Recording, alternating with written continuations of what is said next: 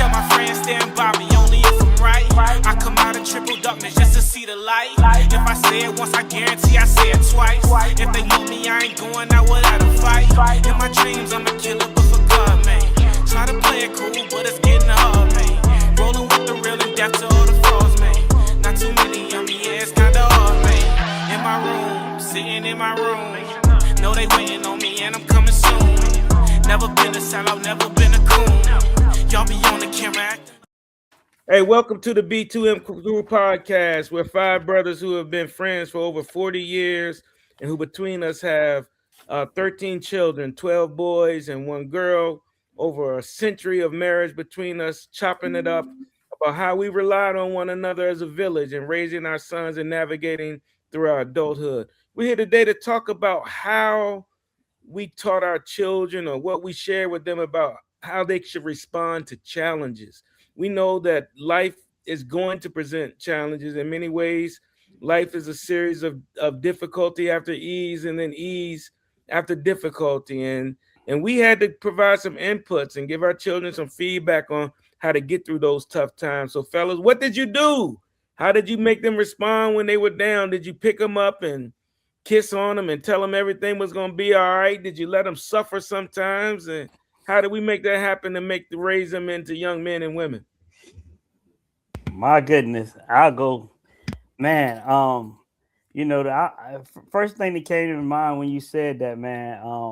My son in the media business, journalist, and I remember, you know, starting the business on our own before he became a professional. You know, I remember we had got some media credentials to cover an event.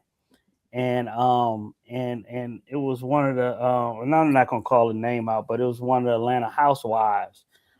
We had been waiting around for an hour and a half to get the interview, and clearly, you know, she knew we were media. We had our badges on. We were waiting. We had the camera crew and everything, and she gave us some pushback, and she was extremely rude to us, and man, my son was it was challenging because, you know, we went through the proper channels to be able to be at the particular place, and so we didn't get the interview, and so, you know, we walked away or whatever. And, you know, he was upset, and I think he had a right to be upset, and so I was actually sharing with him, you know, things about this side of the business that he's gonna experience when he get to the next level. And it was definitely difficult and frustrating to him. But to fast forward like 3 weeks after that, the young lady team had reached out to my son and wanted him to interview. And at the particular time when they wanted to get the interview, he already had some schedule, so he wasn't able to do that interview. But at the same time, you know, those are the type of things that you have to, you know, did they have to see for themselves. Now, I don't know if he wanted to do the interview or not, but, you know, it just in that plain situation that it was like that. So we weren't able to get the interview, but at the same time, just being able to talk him back out, you know, what that looked like on the other side. And I think he handled it well. But in the midst of it, it was a lot of frustration and confusion going on. Well, it's okay. You were able to sort of show him the importance of some patience and just some disappointments and things like that. Anybody else? Do you have any? Don't let me find out that was Nene Leakes. It was not Candy Burris. He loved Candy. Okay. She been nothing but good. Don't let me find out it was Nene. We ain't gonna tell you. Hey, my first it won't Candy. Mm-hmm. Yeah, hey, brother, my first thought was crawl before you walk, right? As soon as you said, I try to just the first thought that popped in my head is when these babies are babies, right? And hey man, let them crawl, let them cry a little bit. You know what I mean? When I know that you're safe and I know that your diaper is dry, I know that you don't have a fever. Let them struggle, let them meet that challenge. And so sometimes, again, we're a little bit older, we're a little bit wiser, right? And we see that young parent caving into the every whine and need and not letting them struggle through it. You know what I mean? Let them struggle through it, then reward them, because that's how you learn how to walk. And that's how some of these children are not walking. Everybody got their own pace, right? But that was my first thought. But then that as they get older, the different examples get older, right? You're going to get rejected, right? People going to hate on you. People going to love on you. You want, what's that book, Corey? Callous on My Soul? But you want to callous on, but anyway, callous on not, hey, we're going to fail upward. Don't worry about that. Stay resilient. You know what I mean? Doing the right thing don't mean you're going to get a perfect result, right? However, do the right thing anyway, right? Because at the end, you are going to win. And so just trying to teach them that resilience. And the big thing too is obviously us modeling that behavior as well. And but can you talk about when you say that, because it sounds like, not that it sounds like, but I know you're just giving the information, but can you talk about what the mental stuff that happens in a parent's mind when you watching them suffer some? Because that's the challenge, right? It's not just that you can't say, all right, you got Carl Boy, well, you're gonna go through some stuff. Parents are like, you feeling it, man. It's hard to watch that baby hurt, right? Yeah, absolutely. And so how did you deal with that part of it for yourself as a dad, John? You know what I'm saying? Where you like, man, because we don't want them to hurt. You know what I mean? You know, right. I mean, again, just like that muscle, that physical muscle, that mental muscle. And it also too goes back to that balance between that mother and father, right? Because typically, you know, the mom is going to reach and grab and nurture them, and we're going to let them struggle a little bit more. But like you say, even watching that can be tough, can be very tough. But again, man, when you're confident and prayed up and know that they ain't in no real danger, it ain't no life or death situation, right? And we're going to help them bounce back, whether they're dealing with a physical challenge, a mental challenge, or some sort of emotional challenge, and we there to work them through it. And hopefully we build that relationship where they can be open and honest with us and tell them what's happening and what's going on. Whether we think what we see is all that's going on, if there's more beneath the surface. John, I took away that, man. You ain't feeling no pain the way they feel. Yeah, that doesn't sound like hey, well, I'm trying to address it. It's like, hey, John, like I suffered through it. You do too. Figure it out. From my perspective, one of the things that I would try to do is when they first came to me, I had to make an assessment of what their problem was. All right, that was step one. Let me assess what you're saying is a problem. Sometimes they could be coming to you with first world problems. You'd be like, you can assess it and be like, son, that ain't really no problem. Sometimes they got some real issues, real stuff going on that could be life or death in the streets. And you have to make some assessments about how we gonna handle that and how we gonna move forward. You know, so based on what the problem is, after I assess it, then I'm gonna decide who might be able to best give you information and advice on this other than myself. You know, maybe you need to call your Uncle Talik or Uncle John or Corey or J-Moo. Maybe you need to call Uncle Tim. Maybe you need to talk to grandma. Maybe you need to talk to your mama about this one. You know, you got some, you know, this particular stuff with the females, I'm gonna kind of understand. So you probably need to go talk to your mama. You know what I mean? So yeah. What is the problem you're having? All right. Now, once we decide that, and now once we decide where we can go to get this information that can maybe best help us solve this problem, now we got to bring a couple of things to the problem. All right. Attitude. That's first. The attitude you bring into this problem is going to really determine how we look through it, because how we look at a problem is determined by the frame that we put around the problem.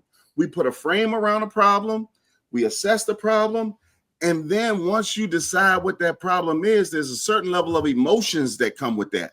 And that emotion is going to govern how you respond to your problem. So we got to start saying, all right, this is the problem. This is how I think about the problem. These are the emotions that come with it. And now let me control myself to be able to have a great attitude and a great effort. Those are the only things we actually control, is our attitude and our effort when it comes to any of this stuff. We don't. Why not just have a positive attitude from the giddy up, as opposed to doing all that assessment and then determining your attitude? Because I don't know what their problem is. I gotta listen. If somebody come to you and say, J-Moo, should I get the white car or the blue car? If they say, man, you should get the blue car, immediately do not listen to that individual. Because he never even asked you. You've used this one question. time before. What is it? He never even asked you a question to assess what your needs are. How you gonna give somebody information and you have not assessed what their needs are? And so anybody that's willing to just spit out information and advice and has not taken the time to assess the needs of the person asking the question, we don't listen to them. I didn't question assessment though. I was just saying as far as like having a positive attitude from the jump. But see, they already in this quagmire because attitude has already slipped. You know what I mean? Attitude has probably already slipped a little bit. And that's why they're struggling with this. And that's why they're coming to you anyway, because part of that is slip. And so the one piece of advice you could ask my boys if they get on the phone, when they get on this, I would always tell them, anytime you don't know what to do, put your head down, work as hard as you can. That will never be the wrong answer. That will never be the wrong answer. You know what I mean? I don't know what to do. I'm scrambling. Before you even come to me or whoever, put your head down, work as hard as you can. That will not be the wrong answer. Now, let's figure out what the real problem is. And so based on that, I'm going to try to draw on experiences of all the people I know and say, hey, man, you might need to talk to, Uncle Tim about this one. When he was at, UVA playing football, he was having this issue and he can tell you how he handled it. And then we can go like that. That's when it's a real time to pull on your village when they having some issues. How do I pull on this village to help get my sons through whatever issues they having right now? And so that was always my approach. Or sometimes they come to me and I don't really know. I get on the phone with y'all. Hey, this was happening. This was happening. This was happening. What you think? Absolutely. Have you handled it this way? Have you said this? Have you said that? And we bounce it up. This is exactly why we have a podcast, because this is exactly what we did. Yes, we pulled on the community, and through pulling on each other over the years, we're like, man, this is some good information we sharing. Maybe we should do a podcast so other people can pull on it and do. This is why we're here. Right. So this is exactly what we did to help us get through it. Because sometimes, our kids are not all the same age, but they go through these things at different stages in life. When it's time to send them to an all-white private school, with majority white students, man, how you deal with that? What'd you do? That was important. So pulling on the village anytime these things happen was absolutely crucial. That's important, man, because, when you get the parent, first of all, I like the point that you shifted it to that part about how we can be supportive of one another as parents, because we get in this place, man, where we don't want nobody to know that our children's ish think sometimes. Right. Or that they're going through something, right? So we want to hide it and not share it, when you can very quickly be like, oh, man, my joker went through that last year. Yeah, right. Yeah. You be like, you mean my son ain't the only one crazy? Right. Oh, man, two other kids that did that, man. It's gonna be all right. You see what I'm saying? Because we can, oh my God, you can get as a parent be like, this joker what is he doing? You know what I'm saying? You think you're the only one dealing with that joint? Yeah, you think you're the only one dealing with something that's universal in principle. And that's what I was going to speak to is, and I started off saying, life is ease after difficulty and difficulty after ease until we die. I'm back on that universal law, man. The math gonna math. Right. Stuff is going to happen to you. I don't care if you're doing everything right. Something is gonna happen to set you back. And because number one, that's the only way you're gonna grow, right? Yeah. Is that you go through some stuff, and it's gonna happen. So I'm back on it now. I wish I had this language when I was parenting them, because I use that language. Hey, look, you're not special. Right. I was on that type of time. Yeah. You ain't the first one to have this problem. Yeah, you're not special. I don't even want to, because my first thing was, you're not gonna be a victim. Right. I don't want to hear you come in, why this happened to me? Hey, look, why not? right? Why not? Who you think you are, right? When you said that, go ahead. when brother. you said that real quick, that made me think of a line from the movies The Incredible, when the mom was trying to comfort the little boy, and she's like, "Well, everybody's special." He's like, "Well, if everybody's special, nobody is." I was like, God darn, that was profound. But I'm sorry, go ahead. I remember the minister used to say, he was talking about standing on what you believe. He said, if you gotta die, you ain't no better than Jesus. Right? Come on now. Like, who do you think you are? So my thing was to avoid the victim mentality and say, look, it's gonna be all right. You're gonna be good no matter what happens. And those are the times where I was like, just so you know, I got your back. Right. No matter what's going on, we got your back. Me and your mom got your back. So it's gonna be good. It might be uncomfortable, but it's gonna hurt. You're gonna deal, whether you're dealing with heartbreak or not. I remember one time, Amir was dealing with some heartbreak in his first major breakup. I was like, man, that thing hurt, don't it? I ain't even give him no advice. I said, that thing hurt, don't it? Right. Just more witness. Look, and I'm gonna say it ain't nothing I can say that's gonna make it feel better, but I guarantee you this, time will.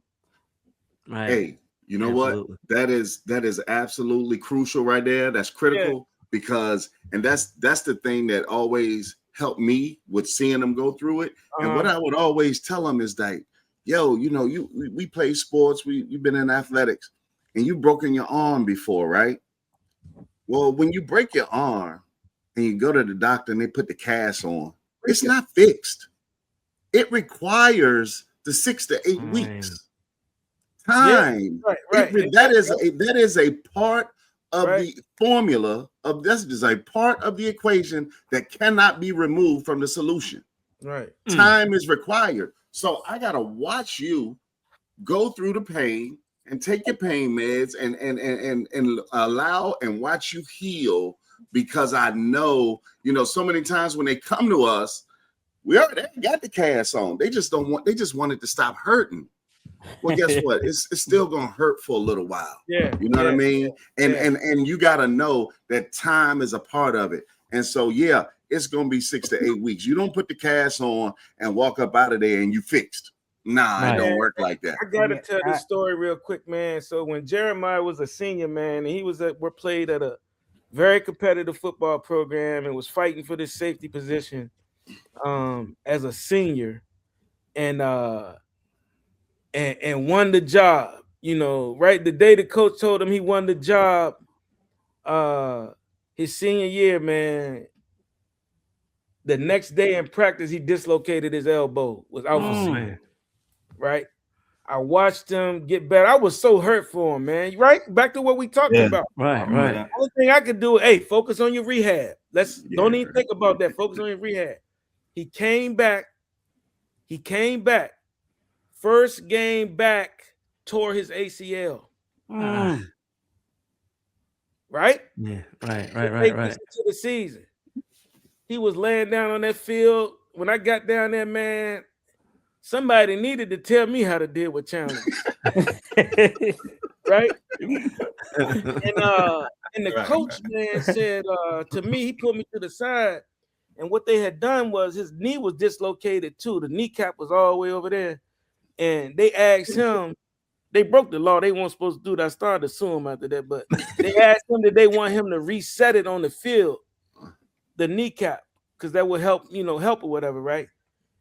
And he said, go ahead. This before I made it down there, and the coach said, man, when I looked in that boy's face, man, he got a strong soul, right? Wow.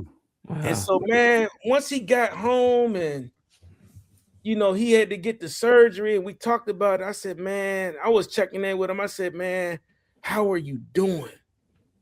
Guess what he said to me? What did he say? Y'all always taught me to don't be worrying about nothing I can't control and to worry about the next play. So I'm just worried about I'm just going to get better. Man. Wow. And that was when I knew that I had successfully imparted that non-victim mentality into my son. You know what I'm saying? Because I was more hurt, I think, than he was for him. Right. But he relied on that lesson taught, man. And I just encourage parents to instill those lessons, man, and don't coddle and like John said, pick them up, let them stumble and fall, and let them cry, and let them hurt, because it's gonna be a time when you're not gonna be there to do all that coddling and all of that, and they're gonna have to get up on their own.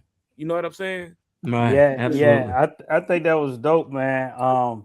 Definitely, you know, I remember like in real time. Once again, another media story, man. We was at the Super Bowl, first one. Tyreek was 18 years old, and he was trying to get interviews, and man, them big dogs was in there, man. He couldn't get his footing right. You know, he couldn't get off and get his question out there. I pulled him to the side, and I gave him some real game. I gave him some real talk. I was like, man, what are you doing? I was like, yo, you said you want to be here. I need you to represent and act like a big dog, you know. And I was like, man, look, this ain't for the weak. You know what I mean? This all what we talked about. So I need you to go out there. Don't be intimidated by these people been in the industry for all these years. I need you to go out there and show me what you can do right now. Right now. What you gonna do? Yeah. And literally the minute he got over there, and I was setting the camera up, and the minute he had a second to dive in, he was the next person in with his question, and I was over there. This was just, oh my goodness! Cheese it up, So I was like, your response was, "I'm gonna challenge you, yeah, to overcome this obstacle." That's another good point. And he talks about that moment to this day. I remember that. You know, you told me, and I'm blown away by the rooms he in now, just from that, being able to do that at 18, what he capable of doing now. And that was almost enough to make him go over there and fight Evander Holyfield's bodyguard. Big fact. He's taking too far. Hey man, let me say this, man. And my RIP Uncle T. My Uncle T used to always say, in life, whenever a challenge arrives, the only thing you'll be able to rely on is what you've sent ahead. I'm gonna say that again. When a challenge arrives, the only thing you will be able to rely on is what you've sent ahead. Brother Corey, that message that you had raised him with about the next play and then doing the next thing, you had sent that ahead. And that moment laying on the field, he pulled right on it. You know, when you going through some financial times and you're having a tough time, but you done set some money aside in a different account somewhere, you sent that ahead. You know, when you, whatever the value is, you know, that lesson that when you challenge Tyreek, you have already instilled that in him, and now it's there, and you can hang on it and rely on it and depend on it to get you through whatever tough times you're going through. So it might be a lesson. It could be a relationship. You know what? I built a good relationship with that person, and now I need somebody to help me in the courthouse. You know what? Let me call this person and talk to them and see if they can. The only thing that you will be able to rely on is what you sent ahead. So we always got to be thinking about, that's why they tell you, don't be burning bridges. Don't know what you sending ahead. Know what you can count on later on, because challenges will arrive. And so it doesn't matter whether it's your faith and the seeds that were planted in faith time, or whether it's a couple of dollars that you set aside. That's what you're going to be able to hold on to help you get through your tough time and your challenges. And we none of us are exempt from it. It's gonna come, and how you gonna be prepared when it comes? Yeah, how you gonna be prepared? Yeah. Well, sure. when the question was first posed, Nuevo, it was with the youngest anyway, K Moo. I recall this little book series that we had gotten him. I think LL Cool J authored that joint, but Never Give Up or Don't Give Up or something like that, or what have you. And it was pretty dope. So early on, at least through that type of thing, as well as then just kind of reminding him to, you know, meet them, overcome all obstacles that lie in your path. You know, and as I always rely on with the faith that we kind of discussed in the previous episode, and again praying. praying to give you all of what you need, all the arsenal and all that you need to overcome that challenge and that difficulty. And as Wa had mentioned, and as we've spoken before, and I can attest to, where I've come to you brothers, man, when it's something that I can't really speak to for my boys, or even my baby girl. My wife is a great go-to for her, because she's giving me so much, and it reminded me of so many things as a father, for both my daughter and sons. So man, it's all about what we spoke of before with faith and asking for what it is you need to help you to get through it. And especially when I come to my wits end, it's like, yo, look, you really gotta dig deep. This is something that's beyond my, something I'm familiar with, son, or what have you. What do you do? That's powerful, bro. But what do you do, John? You on mute? I got a question for you. What do you do, or have y'all? Anybody can chime in, but John can start first if he has a response. You know those times when you raising your children, and you can do all of the stuff we said, but you just know they're gonna go through something regardless, and you can't do anything about it. And they might have made the wrong choice about how to handle it. How do you, as a parent, manage yourself in a time when they're not listening and you see them going into the storm and ain't nothing you can do about it? How do you manage yourself as a parent? I got one. Man, I remember when Tyreek got in his first accident. And I know this is going to sound extremely crazy as a parent, but that's exactly what he needed, because he wasn't listening to nothing, I mean, at first, when I was teaching them, and, when you got them, the learners, you listening. As soon as you got them driver's license, man, you was just doing your thing, and you forgot all that stuff I was telling you. So I was thinking to myself, I'm not saying nothing, because I already know you about to have an accident. Something about to happen. And the only thing I was thinking was, I pray that he don't physically get hurt, but that's what he need in order to get his attention. Right. And wake up call there. Yeah. And around Christmas time, got an accident, and he called, he was all shook up, and he literally was, my wife was at a subdivision. She's a realtor. She was at a subdivision, was like 3 minutes from there. And I was like probably about 15 minutes from the area. And so we went over there. He was all shook up and, all nervous and scared at the same time. And, we hugged him, showed him some love or whatever, told him it was going to be all right.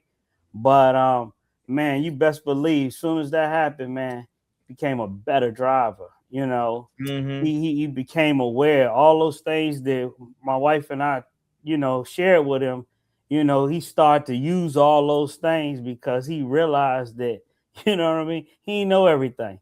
And, we all went through that, right? We think we know everything at a certain age, and in real time. But I knew that was exactly what it would do to recorrect that situation for sure.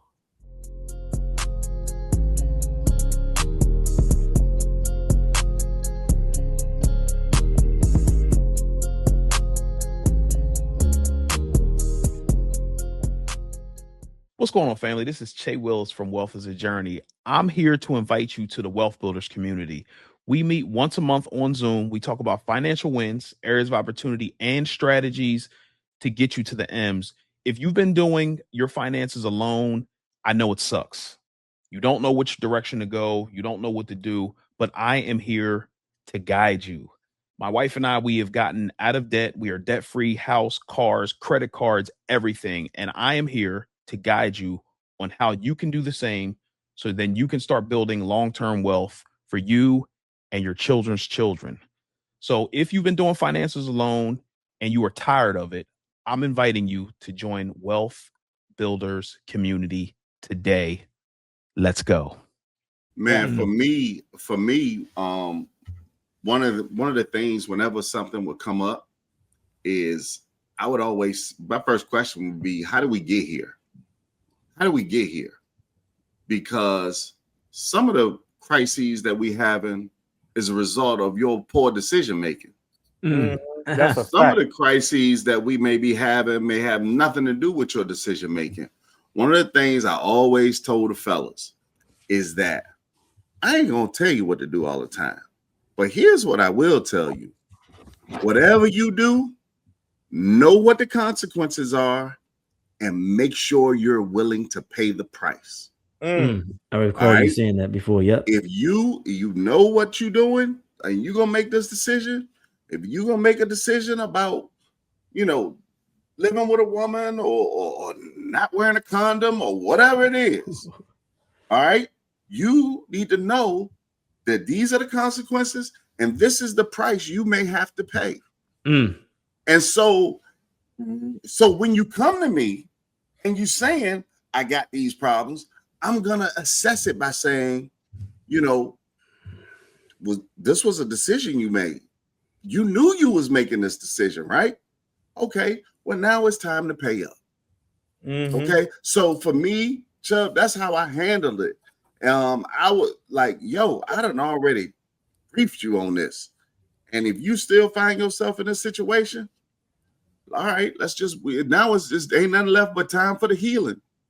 Because and so for me, that's how I always dealt with it. I'm like, all right, you was warned, you were told, all right, okay, I hate to see you go through this, son. I hope you will listen next time. I hope you'll listen next time. And sometimes the price could be your life. The price could be your freedom. You gotta make sure you know what you're doing. I am convinced. I'm a follower. I watch Banky Pound on his YouTube page. I am convinced, just as he is, that these young people have no idea what's waiting on them in the penitentiary. That's why they're running around with guns and shooting and acting foolish and making poor choices. They have no idea what's waiting on them in there. And somebody got to convince these young people that, hey, this the decision you're making? Let me show you what the consequences are. The consequences, Jamu, for them people that kill Julio Fulio. I'm not laughing about whatever. I know. That Julio Fulio, that name is just wild. It's life in prison without parole at 19, 20 years old. Come on, man. You can't be running around here with weapons and operating like that, man, and not understand what it is to lose your freedom. That's a heck of a thing, man, to lose your freedom at 19, 20 years old. And so I always try to talk to them about understanding the consequences and the consequences of their decision making. And now let the chips fall where they may. You're mean, Waukee. I was about to ask him, or I wouldn't say ask him, but now you probably have that approach. I would say this: you may not have that initial approach, right? Because depending on the challenge or what they're dealing with, you don't want to kind of agitate. You know what I mean? Or come off as cruel as Nuevo was kind of saying at the end of it. It sounds that way, but you always want to be careful that initially, again, you're showing as Chill Talik had mentioned about, comfort or whatever if necessary, to just hey, look, we're glad you're okay, this, then the third, and just kind of letting them at least, cool off a little bit or whatever that, whatever that challenge is, or because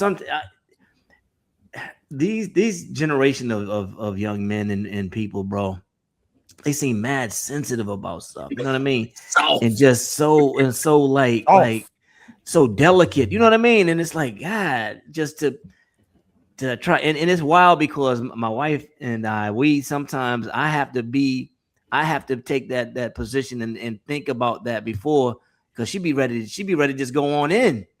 And I'd be like, yo, come chill, just because you just can't come at it like that. I agree with you wholeheartedly. However, give it a beat, give it a beat to where it's then received, in the way that you want and intend, you know what I mean? So hey Chubb, I remember Brother Corey, I remember when you used to say, and you have said, and I remember this, and maybe you're about to say it now. The time when they need your most grace is when they've made their biggest mistake. Yeah. That's when they need the most grace from you. That's when they made their biggest That is a mistake. challenge for everybody. Right. Yeah, you know what I mean? For And both. so you can elaborate on that. I'm just thinking about it. But No, I'm reminded of that. And it has come into play several times when, you know, usually me and Darius, because Kari, I ain't got no issues with him. Right. He ain't got no problem. He just ended up playing the game. It's different. But he has needed the most grace when he has made some of his bigger mistakes. And so I've always kept that in mind. And like I said, not let my ego get involved, not let, you know what I mean, not make the problem worse. Can I give you a metaphor? Yes. For that, imagine your child is in a burning house and in the fire, excuse me, and you run in there telling me, what is you doing in here?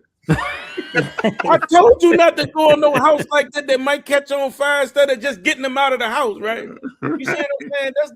That's the logic of that. Because like later, after you get the safety, then you can be like, hey, right? Didn't I tell you the gas was leaking? I got a story, not a story, saying by my wife's uncle. He told me he told me this about 25 that he always tell people. This back to that universal law. Everybody gonna deal with stuff. He said it might not rain today. It might not rain tomorrow. It might not rain the next day, or the next day. It might not rain next week or next month. But you can bet your backside it's gonna rain again. You know what I'm saying? So this stuff is gonna happen, you know. And then I'm reminded of the scripture when the Son of Man was sent to the dry bones in the valley. Come on. He said, I have piped to them all the day long, and they have not danced. And I have mourned for them, but they have not lamented. They not responding. And he went back to the God, and God said, well, send the winds. Let them suffer then. You understand what I'm saying? And we all gonna have the winds gonna suffer. So if we don't want to listen, I'm just like you said, Joaquin, I'm warning you, I'm telling you what's gonna happen. You gonna suffer. You know what I'm saying? But in the same way we was talking about that grace, we gotta be graceful because it ain't never been a situation where we was in some stuff and God didn't take us back and love on us again. You know what I'm saying? So especially John, when we didn't deserve it. Issues, bro, but you got anything to add to this? He muted.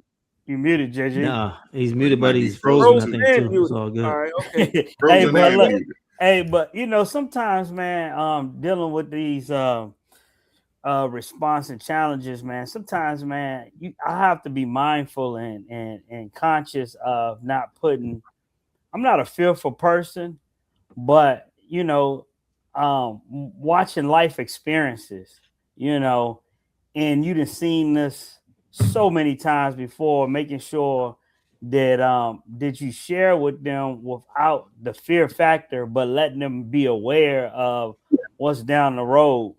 You know, a lot of times when, you know, especially going, you know, when he was in that era of going to parties and stuff, man, you know, being young and wanting to do those things. Like I had, you know we experienced all those things growing up. And I just wanted to make sure that I would, you know, I'm saying I don't think it's a great idea. Now, of course, they want to go, but I'm explaining to them why I don't think it's a good idea.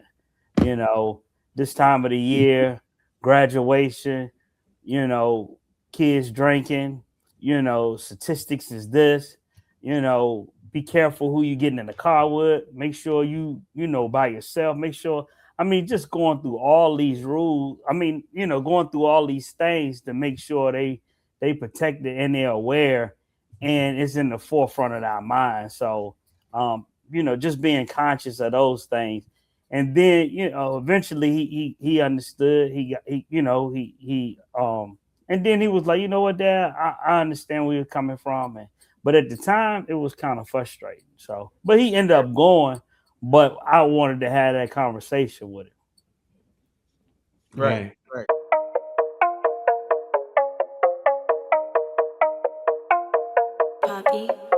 Yeah. Yeah, you better believe I got a sweet tooth, but ain't nothing sweet. I know you spend all your money to treat. I'm about to spend this little money on trees. Was on a diet, but I gotta cheat. Jumped off the porch, now I'm on 2nd Street. To make up my twin, she rolling that dough, and I think about counting that dough in my sleep. What's up, TJ? Before y'all run, I don't wanna be late. I need a little something, I hit to see way, and I need it now, I don't need a delay. Peanut butter like my snack, like my woman. Denzel Washington, I'm leaving with sun. Chocolate chip, baby, you know how I'm coming. Banana pudding, no, we got it jumping, yeah. Yeah, I got butterific, I'm feeling terrific. Serving them cookies is not just a gimmick. They pulling them now cause they love to mimic, yeah. I need a pack, I need a sack, I need a stack, I need a rack. Man, I need everything in a bag down. You better believe it. Ay, butterific, yeah, butterific, butterific. Right. Okay. It's so what advice for parents that struggle, with this, man, in terms of because a lot of what we have going on, as y'all know, is parents not letting kids struggle, right? Parents not letting kids experience these things. Parents not letting, when they're struggling in school, they do the homework for them. When Well, they get in trouble at school, they go up there and argue with the teacher on their behalf. When they're struggling on the team, they want to fight the coach. What do parents that are doing that have to look forward to? What's going to be the result of that? I'll tell you what they got to look forward to. And maybe it sounds cruel, but you're gonna be taking care of them at 50 years old, and you and you might be as the parent, you might be sick and facing some health challenges, partially because of them. But on the other side of it is you can't even go home to the Lord because you worried about is this joker gonna be all right, because you've been babysitting them all this time, and you can't even deal with your own personal issues, which is a real thing in our community. To make it short, you stunting their growth. You know what I mean? You just stunting their growth. You're stunting their growth and their ability to develop and evolve into what they need to the next level of living and existing. Because they haven't experienced those things. I'm sorry, go ahead, Juan. No, you good. Go ahead. But yeah, I mean that you absolutely stunt their growth. And I had to catch myself, when especially when they're young, and you try to make sure you don't allow them to fall. And what JG had mentioned on the in the beginning of it and things like that. And it's like, you know what, I gotta let them struggle so he can learn to develop, to overcome the next thing and allow him to get to the next stage of development past a toddler and to the to whatever the next again stage of development. And we still have our stages. We still developing. We still growing, and we still evolving even at our age. Right. And so we definitely don't want to stunt them. And as again, not only did I have to catch myself when they were younger and that sort of thing, I had to catch myself just recently with them as adults. Just like, yo, I know he's you know what, I got to let him just go through and experience this and see, and see for himself, or if this is how. And it's interesting because I found out, especially particularly with K-Moo, is a job that he took, just recently graduating college, and I'm like, what is this guy doing? I'm kind of thinking to myself. But then after months of working, and then him coming to me and my wife and saying, basically showing how it's helped him socially, how it's helped him just have a greater confidence in himself. And I'm like, wow, see, if I had tried to, discourage, or not necessarily discourage, but try to get him to do something different or discourage, that's right.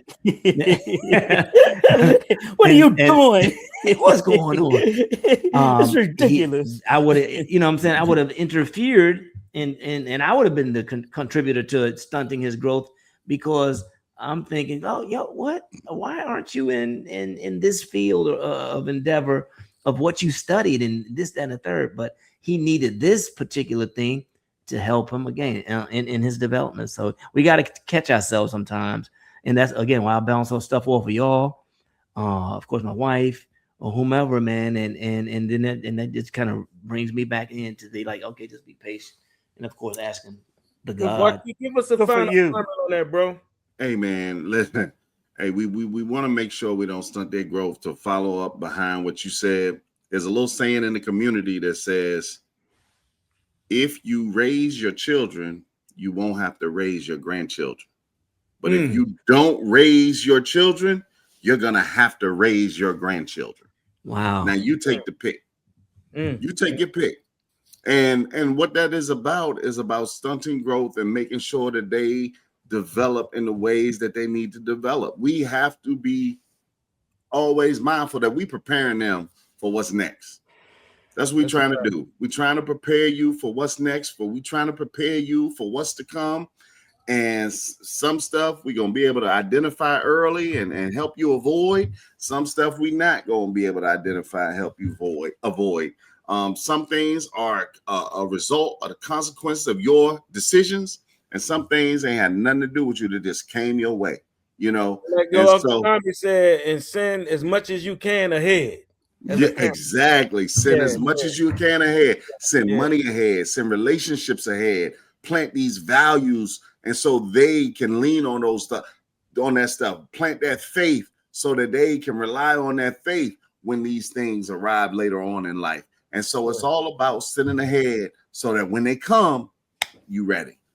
So B2M crew here, we've been chopping it up about helping children navigate challenges and obstacles. And what you've heard a lot of is you got to let them fail in order for them to ultimately succeed. Joaquin, what you gonna take us out of here with, brother? In the words of the great Frederick Douglass, it is easier to raise strong children than to repair broken men. Peace. Peace.